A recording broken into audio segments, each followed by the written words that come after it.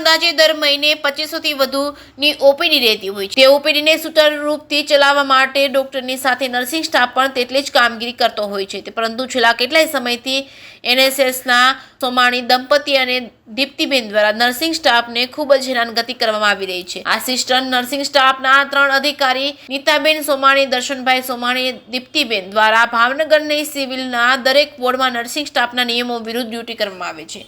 માનસિક રીતે ત્રાસ આપવામાં આવે છે. હદ ત્યાં સુધી હતી કે મહિલા નર્સિંગ સ્ટાફ તેવું કહેતા હતા કે આના કરતાં તો ગોળી ખાઈને મરી જવું સારું છે, જેની રજૂઆત વારંવાર કરવા છતાં આ ત્રણેય અધિકારીઓ પર કોઈ પગલાં લેવામાં આવ્યા ન હતા.